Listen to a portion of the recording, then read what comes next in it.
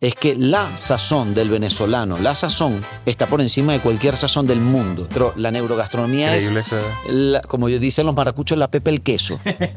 No hay una cocina en paz, que digamos que vamos a hacer la cocina del Dalai Lama. No. No hay manera. Yo debería pues dejar fluir esto entre Guns N' Roses y Romeo Santos y Bad Bunny. Es un poco ecléptico ese momento. Exacto, y en ese momento yo no voy a estar contento. Entonces yo digo, como no es para mí, no es para ninguno. Okay, también vi un concierto de Chayanne, por favor. El padrastro, yo se los decía, el padrastro de todos, de Chayanne. De todos los venezolanos. Y para mí mi arepa favorita es, mira esto, y gastronómicamente es un problema. Huevito de corne. No, tampoco así no. Te metiste en aguas profundas. Chihui, diablito y mayonesa. Eso sabe a playa. No, pero la mejor comida es la que a ti te gusta. En el podcast suena fuerte, cada historia se despierta con la música en los labios. ¿Qué tal? Bienvenidos a Relatos Reconciliados. En esta mesa hoy Francisco Rey, Alfred Jun, Fernando Cárdenas. Bueno, hoy tenemos la suerte de tener como invitado a Gabriel García Luis, el chef, además. Que yo no lo conocí como chef. No. Yo cuando te conocí saliendo de una sala de ensayo en Maqueta 1 de nuestro amigo Arturo Ochoa. Ajá. Y me dijeron que tú eres un gran bajista, guitarrista, y así nos conocimos. Así mismo, es que yo siempre digo las dos cosas que me gusta hacer, música y cocina, son las dos cosas que le gusta a todo el mundo. Todo el mundo cocina, todo el mundo oye música indiferentemente del género. Pero es decir, yo estoy contento en el nicho en el cual me estoy manejando en esas dos artes, una culinaria y la otra musical. Y después me dijeron que eras chef y fui a Nola. Ajá. Me atendiste. Además me atendiste como si fuera el único comensal que había en el restaurante. Atención personalizada. Había muchísimos y me atendiste. Disfruté mucho la comida y la experiencia. ¿Qué tal, Alfred? ¿Qué tal? Divino. Pero obviamente cuando el chef sale y te saluda y todos los mesoneros empiezan a decir, este tipo tiene que ser importante, que tratarlo bien. El jefe está pendiente de él. La verdad que es muy satisfactorio tenerte aquí. Tienes un programa de radio, tienes un podcast que nos encanta y que seguimos todos y nos nutrimos de él. Pero sobre todo, eres chef en un país como Venezuela. Eres embajador de queso guayanés. Por supuesto, el mejor queso del mundo. Pero además dijiste algo en un programa, dijiste que no importa cuántos cursos o cuántas clases y cuánto hayas aprendido de cocina, nada se compara a lo que sabía tu abuela de cocina. Por supuesto, es que la cocina realmente nace reciente. Incluso estaba haciendo un programa dedicado a las madres, a las mujeres. La cocina en el mundo, no en Venezuela, en el mundo nace del terruño y el terruño son las mujeres. De hecho, la comercialización de los restaurantes, quienes son pioneros en ese momento son las mujeres, las amas de casa. Los primeros recetarios comenzaron allí. Hoy en día es un mundo, la gastronomía como el resto de los mundos, es un mundo plural, donde la diversidad de género pues funciona perfectamente, pero el checklist inicial lo dio una mujer. Qué interesante. Bueno, de hecho, hace poco entrevistamos a María Ramírez del Museo del Libro Venezolano y cuando le pidió Fer que dijera un libro que podría regalarle a alguien que no estuviera en Venezuela, al mundo en general. Como está ahora el mundo, ¿qué le regalarías? ¿Y sabes qué dijo? Ajá. Un libro de cocina. De cocina. Venezolana. A la manera de Caracas. Increíble, ¿no? Sí. Hay muchas cosas que hablar. Por lo que representa, ¿no? Hay muchas cosas que hablar de la cocina venezolana y yo lo digo constante porque fíjate, los peruanos, hablando de Latinoamérica, los mexicanos son tan defensores de la gastronomía, de su gastronomía, de su receta. Sí. Y nosotros en Venezuela hemos empezado a hacer ese camino recientemente, Sí. incluso con el profesor Lovera, lo hicimos también. O sea, hay mucha gente intentando documentar la esencia. Es mucho más difícil en Venezuela que, por ejemplo, en Argentina, en México, en Colombia. Es mucho más difícil en Venezuela porque nosotros tenemos esa cultura gastronómica muy plural. O sea, aquí las personas que comen... O sea, nosotros somos tan difíciles que el arroz chino es venezolano.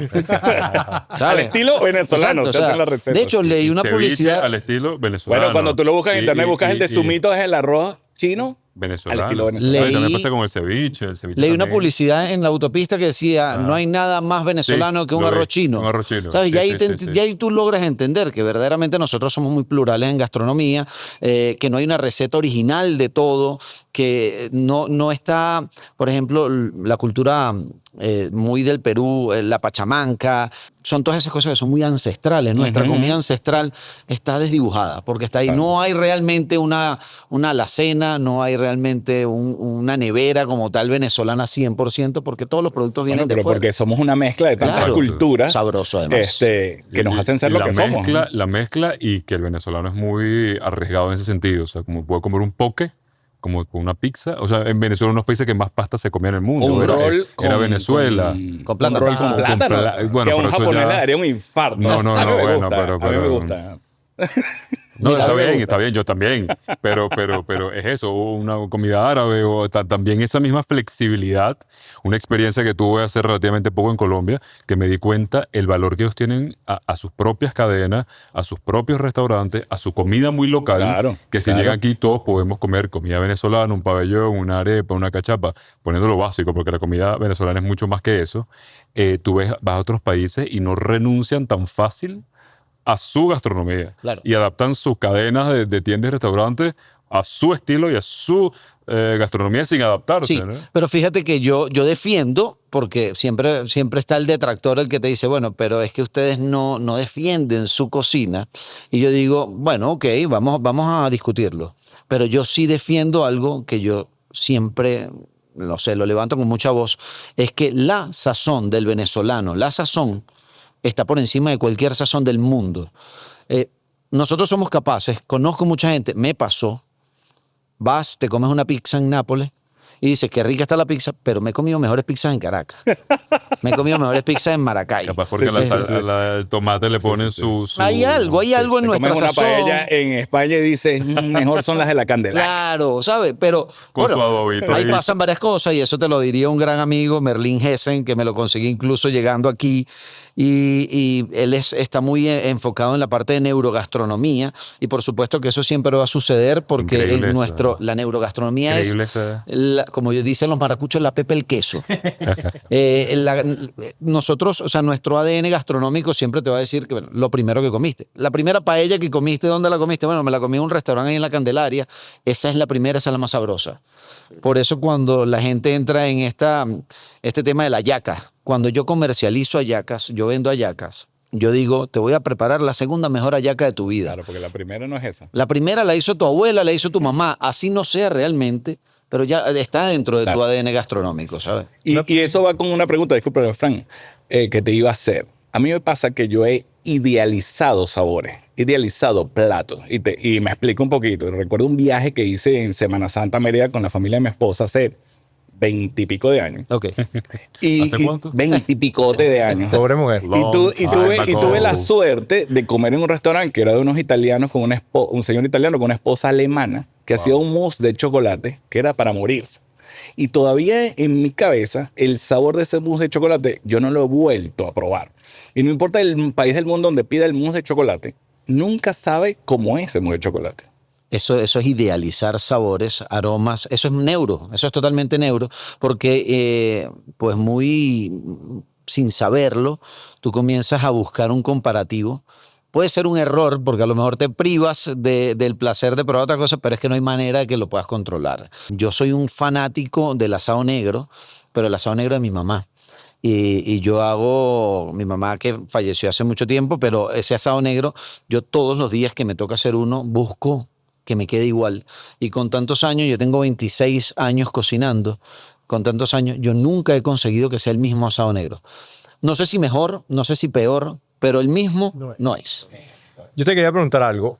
Ser chef y saber lo que sabes tú del mundo culinario, ¿cómo afecta tu experiencia de ir a un restaurante? Muchísimo, muchísimo. A mí no me gusta, yo soy una persona de poco salir a disfrutar comer, porque sí como mucho afuera, pero yo siento que cuando yo como en un restaurante realmente estoy trabajando. No me gusta, hay mucha gente de una u otra manera que sale a cuestionarlo.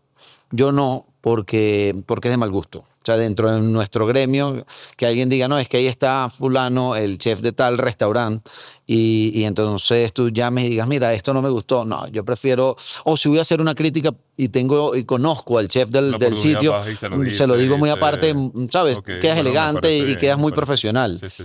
Pero ahora, salir a disfrutar, que digo, bueno, voy con la familia, voy a salir a comer, a sentarme en una mesa, y es que estás trabajando, porque yo estoy viendo, sin querer, estoy viendo, el mesonero tardó, el mesonero no vino, tuve que llamarlo, el cubierto no está donde El es, plato está la roto. copa, exacto, esto aquí. Y O sea, alguna experiencia Estás muy que te haya conectado con marcado. todo el proceso. Mira, hay Una muchas, experiencia que te haya marcado. yo tengo... De eso, de que vas a un restaurante con tu familia y Yo tengo un tema con el compromiso del tiempo en el servicio.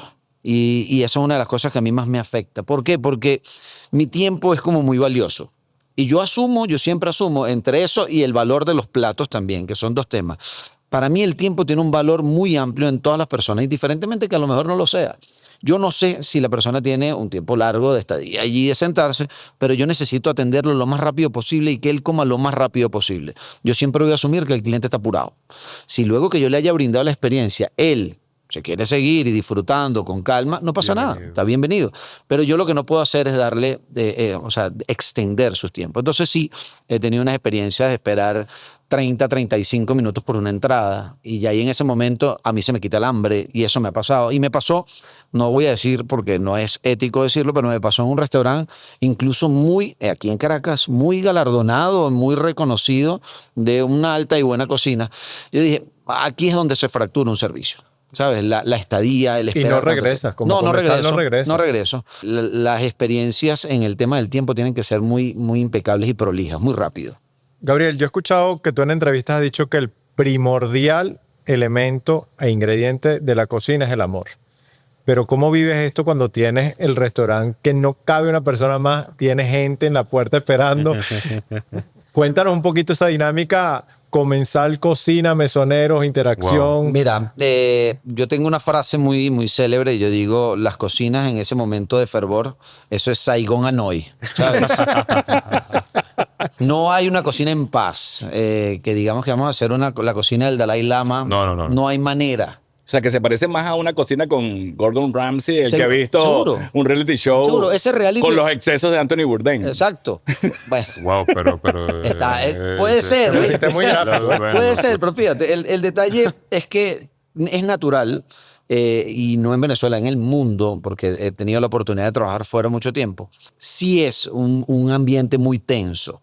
No hay un ambiente de conciliación, un ambiente tranquilo. Vamos a trabajar muy Todo orgánicos, agarradito de las manos. ¿sabes? No, Orgánicos. Orgánico.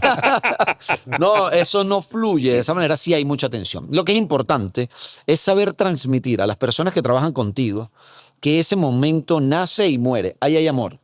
Cuando el mesonero, Qué poético. cuando el capitán, el bartender, la anfitriona, el anfitrión, los cocineros entienden que esto va a ser un momento de chispa y yo te lo hago saber. Es decir, puede haber un momento de unos gritos, puede haber un momento de que increpemos un poquito más y se salgan de nuestras manos una situación por la cantidad de estrés que hay. Ok, reconocer que fue el momento, bajar y luego volvamos otra vez a la normalidad. Eso yo lo asumo como una gestión bonita de amor. Porque de lo contrario, como yo siempre le digo a las personas, de lo contrario, dejamos que ese momento continúe y ahí se habrá roto la relación laboral. Bueno, ¿sabes? pero en la preparación de un plato, entonces hay 10 sentimientos. Sí, claro. O sea, Pero- a mí me sirven un plato que me lo estoy comiendo y detrás de ese plato hay amor, rabia, hay una pelea de divorcio, ¿sabes qué? hay Es un complicado. grito, hay cariño. Es muy y- complicado porque sí es cierto y está incluso comprobado científicamente y neurogastronómicamente también está comprobado que tú transmites tu momento a un Ok, plato. absolutamente. Si cocinas con rabia, va a pasar. Si cocinas con mucho amor, también lo vas a transmitir. Y eso es algo súper delicado porque yo siempre se lo explico a los cocineros que trabajan conmigo. Es que no solamente estás haciendo una pintura, porque a lo mejor si tú eres pintor, artista y estás haciendo un bonito... Y te tomas tu tiempo y puedes Claro, continuar pero a lo al día mejor estás siguiente molesto y tú vendes tu obra. Habrá alguien que habrá comprado algo que va a colgar en una pared que pues lleva una carga de sentimientos de rabia o de amor o de lo que sea, pero no lo consume internamente. Ahora, la comida es delicada, porque yo incluso te puedo enfermar por haber hecho un alimento, porque va a tu interior. Un alimento que no esté bien hecho, que no haya sido con mucho Y cariño. puede ser el mismo día a día, que llegues cansado, Claro. haces una comida y de repente te queda...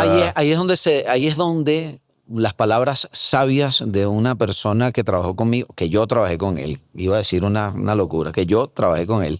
Sumito Esteves una vez me dijo, esa es la diferencia entre cocina y alta cocina.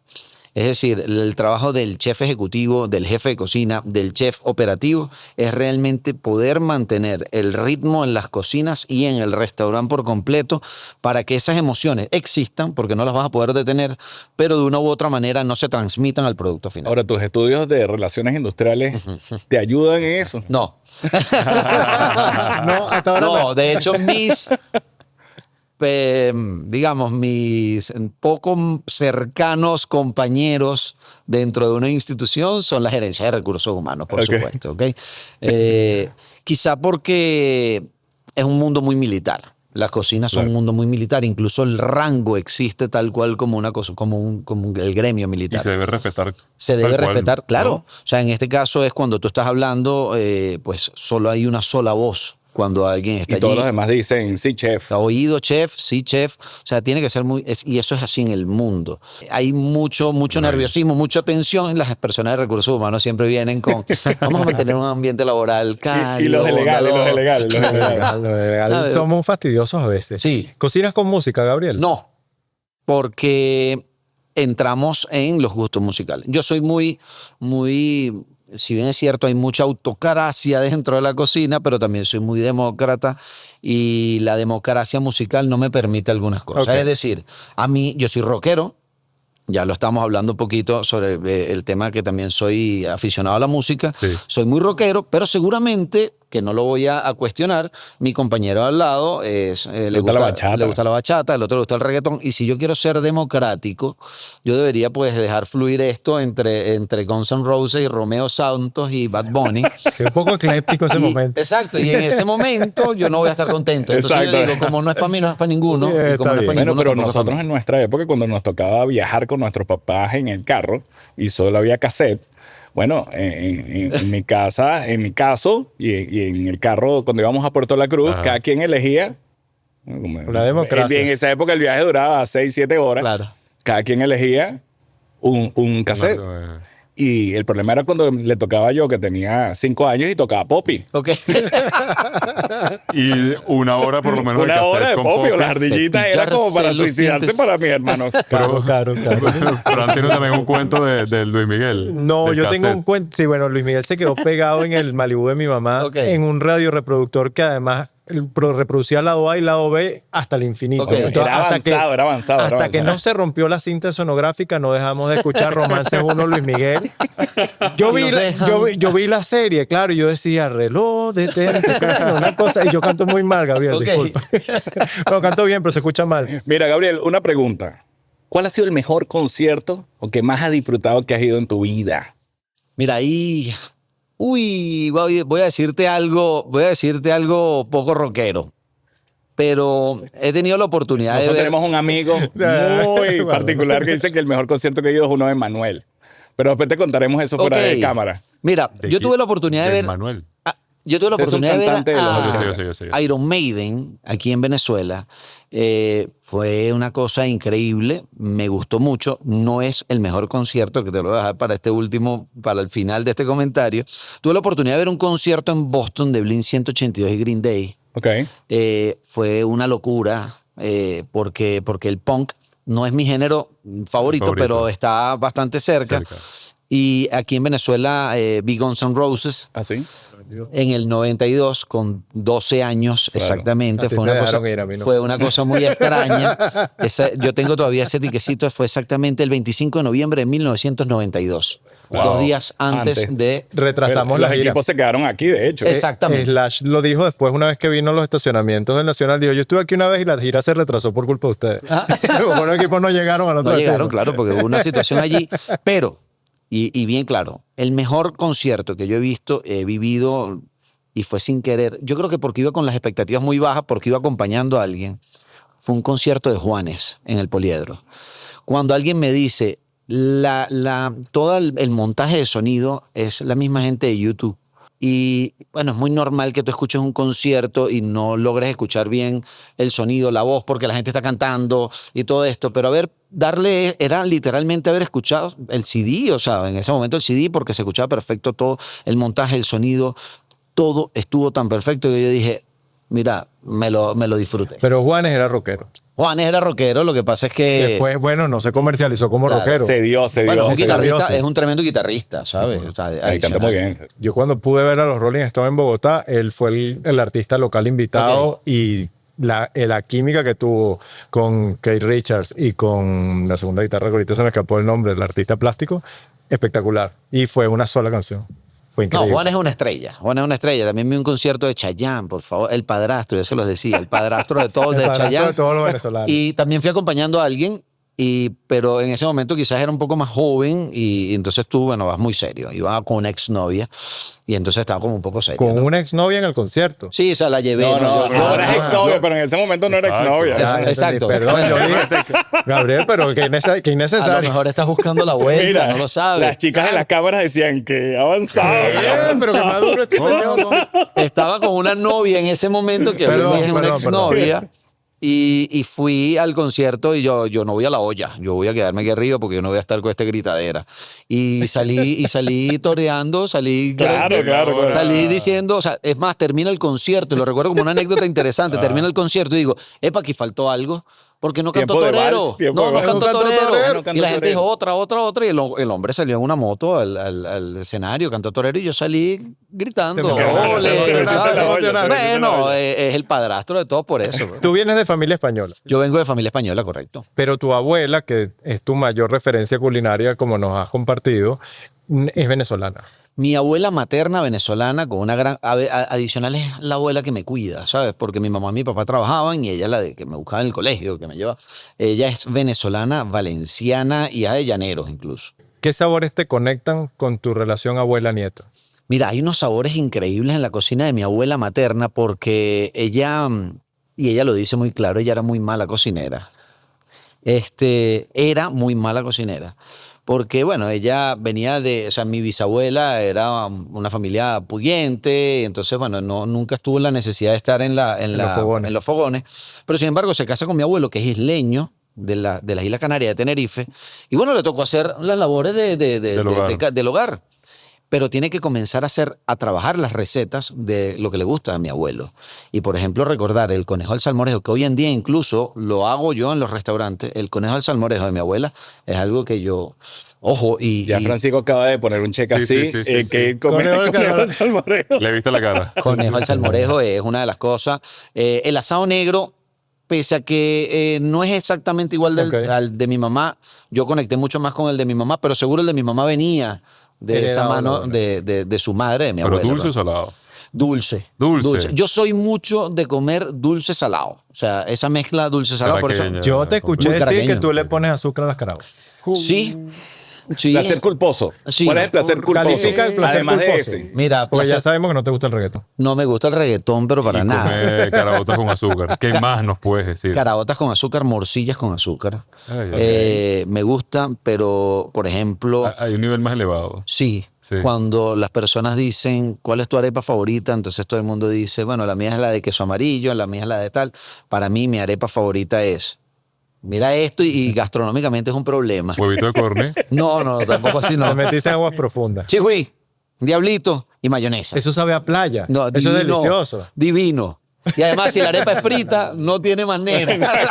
Con un huequito en el medio. No, te voy a Exacto. felicitar. Yo te voy a felicitar. No, Mira, pero yo te voy a decir algo. Para mí el diablito es como un paté bien interesante. Criollo, paté criollo. O sea, y además es la primera aproximación de un chamo a un paté. no.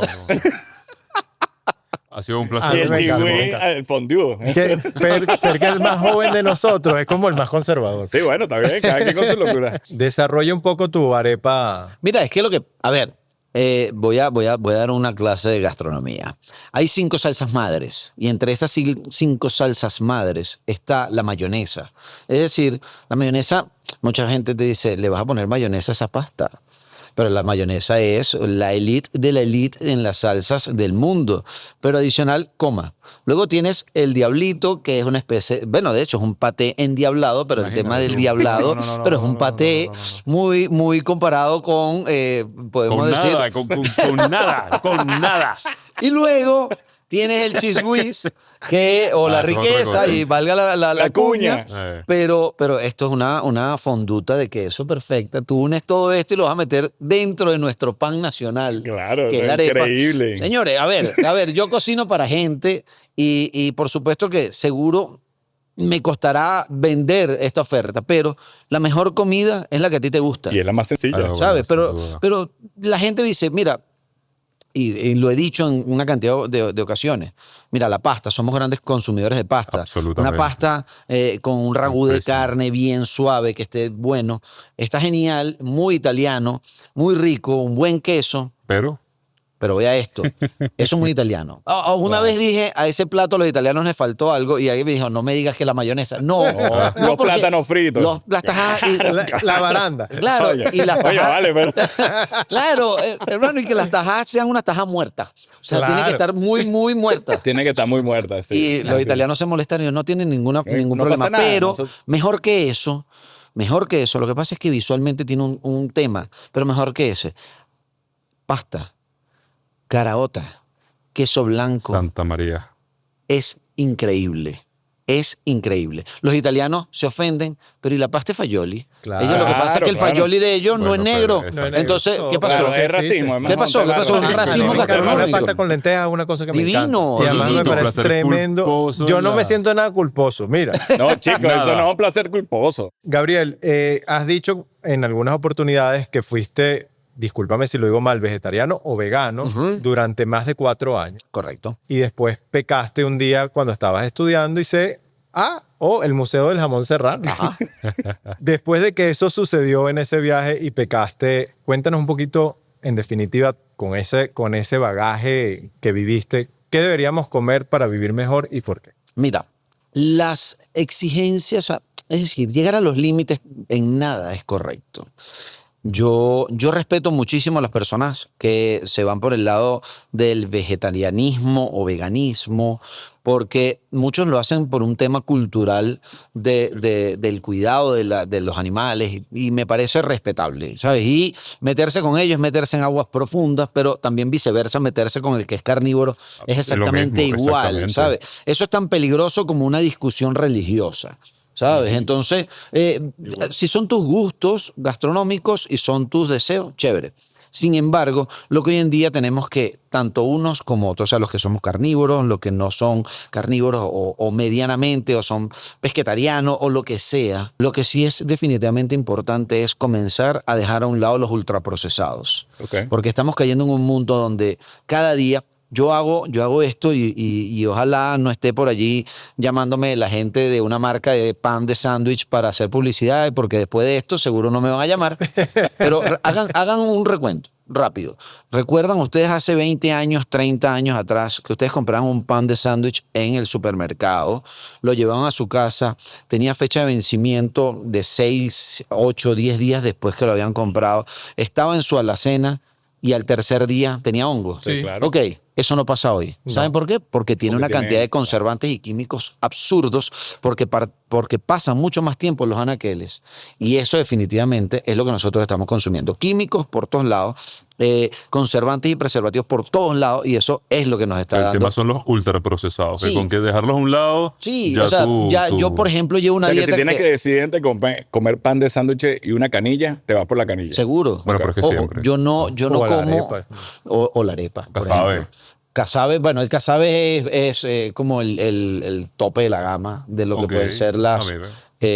lo que puede ser un transporte, porque el pan es un transporte, Ah, no, la claro. arepa es un Sí, transporte, sí, sí. pero el casabe para mí es sublime. Yo soy de comer, de alimentación, yo soy ultra proteico, yo no como carbohidratos. Sin embargo, sí los consumo porque es mi trabajo. O sea, yo tengo que Tienes probar que probar arroces, todo. yo tengo que probar pastas, consumo en esa medida. Pero sin embargo, lo que realmente nunca en mi dieta es, yo no como pan, yo no me hago un sándwich, yo no me hago una pasta para yo solo comer.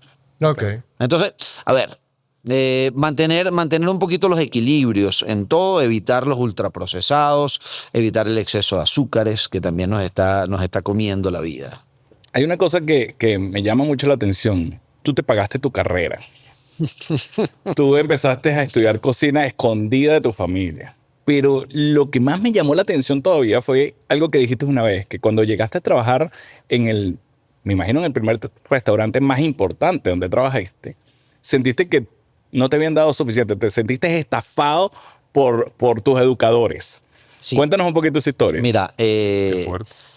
sí, y todavía es una pugna que hasta el día de hoy peleo, Nadie, porque para mí la educación en todos los ramos y en cada una de las profesiones tiene que ser como el pilar más importante. Y la gastronomía no está exenta. Y en Venezuela lo hemos tomado como muy a la ligera. Hay gente que lo está empezando a hacer bastante bien y están dando el primer paso. Todavía no se ha llegado a lo que yo considero que pudiese ser la perfección, pero están dando el primer paso. Mi inicio en la profesión, yo entro en una escuela que no podía costear porque yo estaba escondido y hay una historia oculta porque mi familia no quería que yo estudiara cocina. Quizá en los años final, yo me gradué de bachiller en el año 98, ahí no era tan bien visto la gastronomía, comienzo a estudiar farmacia, después estudié relaciones industriales y luego, mientras estaba estudiando relaciones industriales, pues yo comencé a entrar en una escuela aquí en Caracas, era bastante costosa.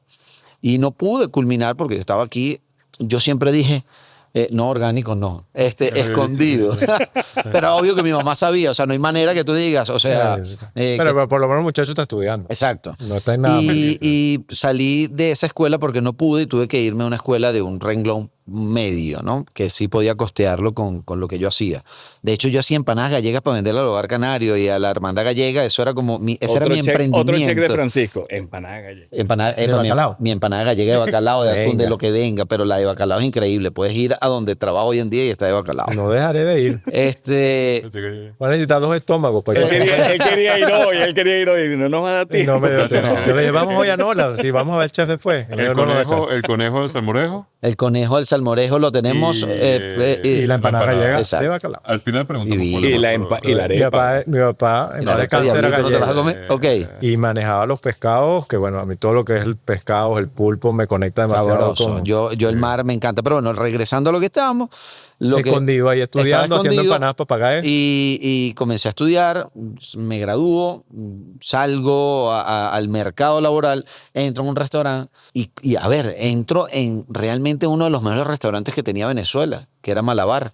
El Malabar del año 2003, 2004, 2003. Ahí es donde yo veo por primera vez una cocina y digo, epa, esto está a buen nivel. Está interesante. Pero cuando llego y digo, mira, pero nada de lo que a mí me enseñaron en la escuela está aquí. Pero nada. Yo entiendo que el ingeniero, hasta que no sale del capullo del alma De la mater, universidad. pues no entiende muchas cosas que pasan en la calle. Pero bueno, Pero la base teórica sí la pero sabes. tienes el ABC aquí, Claro, ¿no? La base teórica la tienes. Pero yo no tenía ni la teórica ni la práctica. Ok. Y realmente te Bueno, sientes te desnudo. mandaron desarmado para la guerra. Y fue difícil durante muchos años, ya luego que llegas a ser, porque tú en este mundo empiezas como un ayudante de cocina Claro. y chef es el cargo realmente que ocupas. El resto de tu profesión es ser profesional en artes culinarias o cocinero. Esa es mi profesión, ser cocinero. Cuando llegas a la cima, te das cuenta que empiezan a llegar los pasantes o empiezan a llegar las nuevas generaciones. De relevo. Y tú dices, siguen estando desnudos. Siguen, o sea, yo no necesito que a un estudiante, y se lo he dicho a muchos directores de escuelas, le digo, yo no necesito que un estudiante aprenda a hacer recetas, porque no es realmente lo que van a hacer en el restaurante. Yo necesito que los estudiantes aprendan a tener técnicas. Exacto. Es lo más importante, Sí, porque después de receta, 20 años. de hecho, si tú hoy en día haces unos huevos fritos, Ajá. seguramente son muy diferentes a tus huevos fritos. Entonces, si tú eres el chef de un restaurante y tú eres el chef de otro restaurante, yo no puedo enseñar a un estudiante a hacer huevos fritos porque los tuyos ni los tuyos son los Claro, que va claro. a encontrar.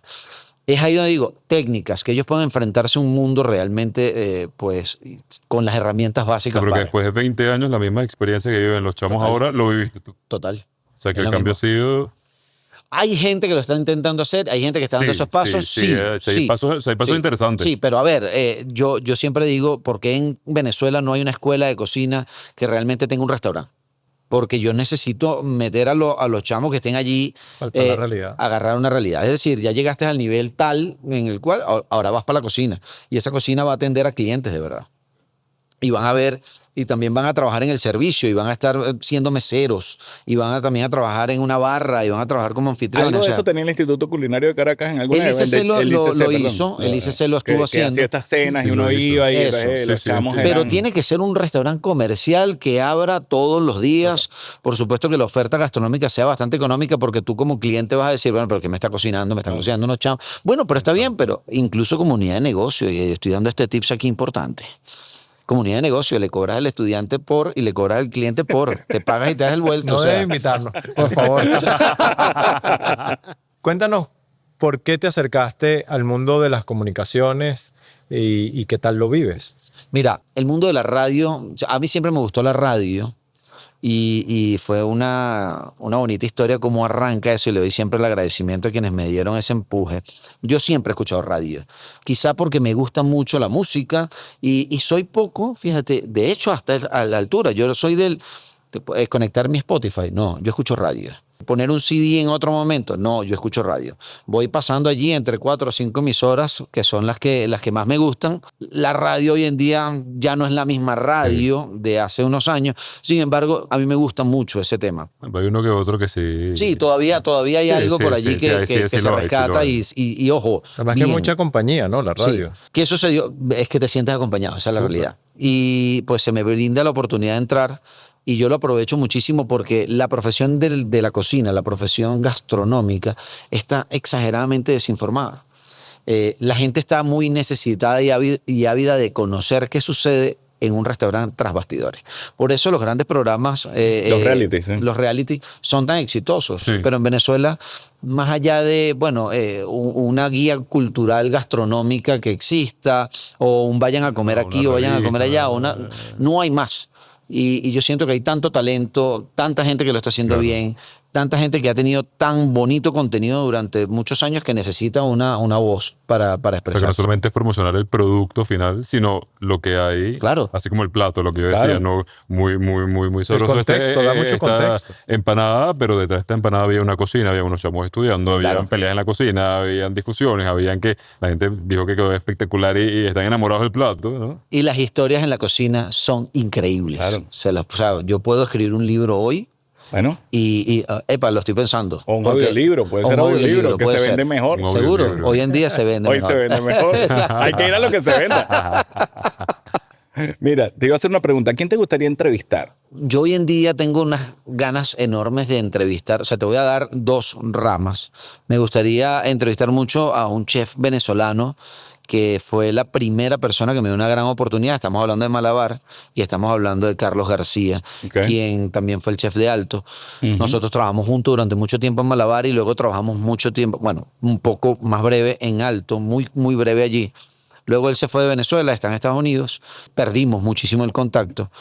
Y la verdad es que yo, más allá de entrevistarlo, yo quisiera como tener una buena Agradecerle, charla exacto. de agradecimiento, Una conversa. porque él confió tanto en mí que incluso en esa historia que estamos hablando de mi mamá, mi papá, él tal y qué sé yo, cuando yo estaba en Malabar, yo invité a mi mamá y a mi papá a comer. Él me hizo cocinarle todos los platos completos, desde las entradas a todos, a mi mamá y a mi papá, e incluso él sale al final y le dice a ellos, ya dejen que el muchacho lo haga, que el Wow. chamo va bien. Qué ¿sabes? bueno, qué bueno. maravilla, ¿Sabes? Qué espaldarazo. Y yo siento que me gustaría muchísimo. Ahora, por otro lado, yo quisiera entrevistar a una figura del mundo del deporte. Reciente tuve la oportunidad de conversar con Omar Vizquel. Correcto. Y siento que ha sido como un momento, a ver, Importante. Omar Vizquel, ¿sabes? O sea, Sí, sí, sí. es Palabras hablar mayores. palabras mayores. Pero sí quisiera ahondar un poquito más en el mundo del deporte, pero con alguien que esté activo, porque sí me gustaría mucho hablar con el tema de dietas, de formación en ese momento, todo eso sí, Desde sí el me punto llama de vista mucho, del bienestar mucho la también atención. y Claro, si me dice que vamos a ¿Cómo- entrevistar cómo come un atleta tanto a también? Cristiano Ronaldo, por ejemplo, aunque yo soy más de Messi, pero Cristiano Ronaldo es como una máquina de alimento, entonces yo no sé qué tanto... Y de disciplina. Claro, pero no sé qué tanto me puede decir, pues ese hombre debe comer brócoli todo el día y ya. Puede ser frustrante para los oyentes. Exacto. O capaz no, capaz todo lo contrario. Sí, Pero ahí mira, no Gabriel, sé. un poco ya para ir, bueno, hemos hablado de todo, hemos hablado de todo. Yo creo que Fran te tiene ahí para que lo escuchemos, Ok. una sorpresa, un regalo, no sé Pero Un para audio. un audio, bueno. Un audio que te dejaron por aquí, Gabriel, y que vamos a poner para Que sorprende. esperemos que te sorprenda. A ver, Gabriel García, el chef Gabriel. Tantas cosas chéveres que decir de él. Años conociéndolo. No solamente por su carrera como su carrera gourmet, sino porque muchos no lo saben. Gabriel es músico.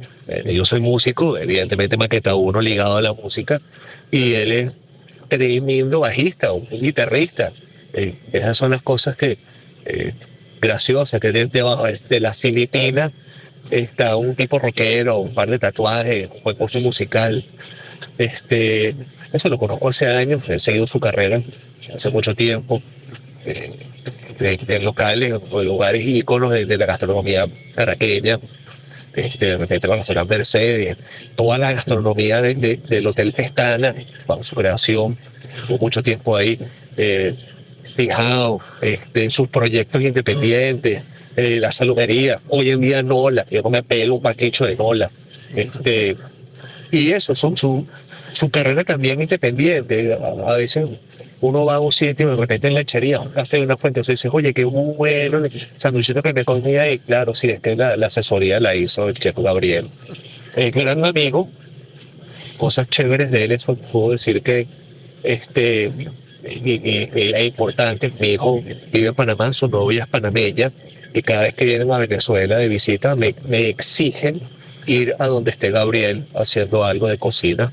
Una de las anécdotas más simpáticas es que una vez lo lleva viajado, y la novia de mi hijo, que es panameña, 100% panameña, nunca había venido a Venezuela, le pidió, oye Gabriel, yo quiero que me cocines algo especial, pero que sea venezolano, pero que conozca. Pero él le hizo una pasta carbonara. Pero ¿qué fue lo realmente impactante de la pasta carbonara que hizo Gabriel? Él no tenía tocineta, tenía chorizo carupanero. Todavía hasta el sol de hoy, de los cuentos y anécdotas de 24 o 31 de diciembre, está la carbonara de Chef Gabriel. Yo le doy gracias a Dios por tenerle en mi grupo de grandes amigos, porque es un tipazo. Arturo Ochoa. Arturo, el buen amigo Arturo Ochoa, de Arturo, Maqueta 1. un tipo que le tengo un cariño importante, viví un tiempo incluso alquilado en su casa, en Maqueta 1, que además es una casa con una historia musical increíble. Una energía increíble, Le mando sí. un abrazo, que está en recuperación allí, Eso pero es le mando un correcto. abrazo enorme, un tipo que quiero mucho, que admiro mucho su trabajo y la verdad sí, hay esa historia de la pasta. Yo hago una pasta que se llama...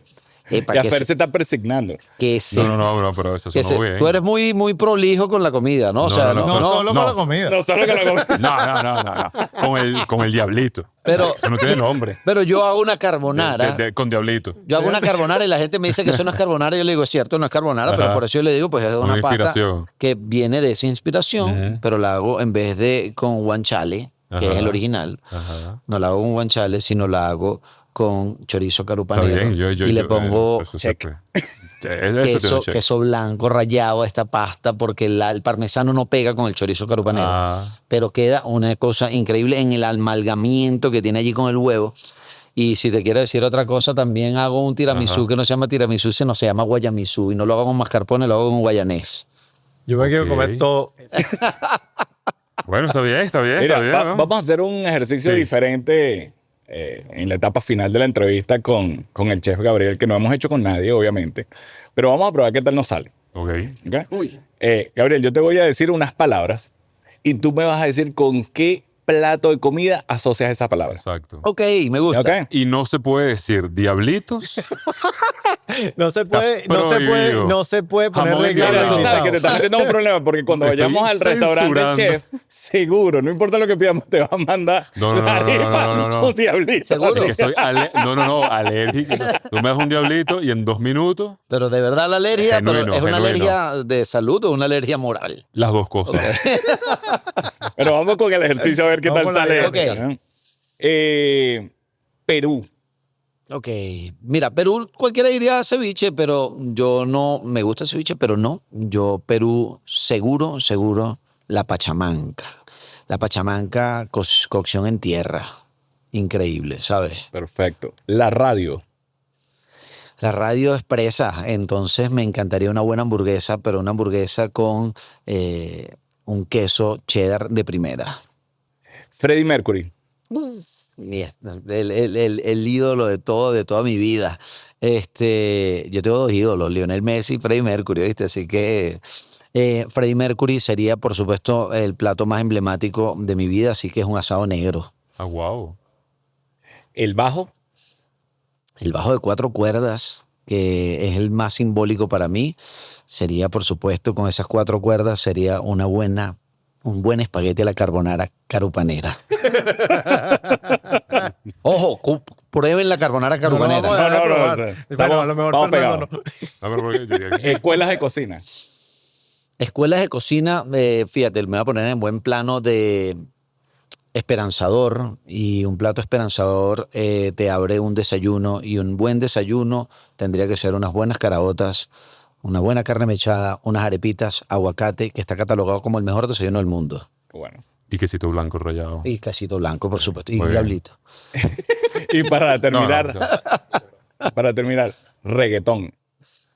Reggaetón, yo no consumo pollo en mi dieta y mucho menos frito. Entonces, el pollo frito es la grasa más dañina que existe. ¿En serio? Total. Muchas gracias, Gabriel. No, gracias a ustedes, ¿verdad? Por la invitación. No, vale, Hay una me pregunta encanta. adicional que te va a hacer Fernando, que hace a todos los invitados. Una pregunta adicional. ¿Qué es De el- todo lo que hemos hablado, ¿qué fondo musical le pones a toda esta conversación? Mira, yo quiero escuchar Soda y mi canción favorita de Soda Stereo es Prófugos. Muy bien. Prófugo. Tremendo. Bueno. Somos prófugos normalmente siempre. Gabriel, un Wow. placer Listo. haber Gracias. tenido esta conversación contigo. Bueno, ¿qué más decirte? ¿Cuáles son los planes para terminar viene? este año 2025? Mira, estoy abriendo un restaurante muy aquí en bien. Caracas. Voy a propio. Es algo que seguramente no quería hacer, pero las cosas sucedieron. Venezuela es difícil, Ujú. ¿ok? No quería, pero las cosas están sucediendo como para seguir en el proyecto de Nola, que ha sido como ese hijo enorme que está allí. Total. Hacer crecer la radio aún más, y ahorita vamos al crecimiento de la segunda etapa o la segunda temporada de ese podcast con una producción mucho más interesante, porque voy a comenzar a hacerlo ya incluso cocinando mientras Muy bien. hablo con alguien. Qué bueno. Muy ¿Y bien. dónde te puede conseguir la gente? En Instagram estoy como @chef Gabriel García Luis. Luis es mi segundo apellido. La tertulia que lleva a cabo entre la cocina y la mesa de su casa, ¿correcto? Así es. Es el podcast y lo recomendamos ampliamente. Ha sido un placer tener a Gabriel, un chef rockero, Así es, con actitud y con mucha venezolanidad. totalmente. Indudablemente. más Embajador de gastronómicamente nuestro hablando, sí. queso guayanés Y diablito. y del jamón endiablado también, a pesar de Fernando. Gabriel, Gracias. muchísimas gracias. Gabriel. Gracias, de Me encantó verdad. tenerte aquí con Como nosotros. siempre despido, gracias totales. Totales, a los Cerati. Y recuerden seguirnos en @Relatos Reconciliados. Suscríbanse, Y denle a la campanita. like y reenviar. Gracias. Chao, chao.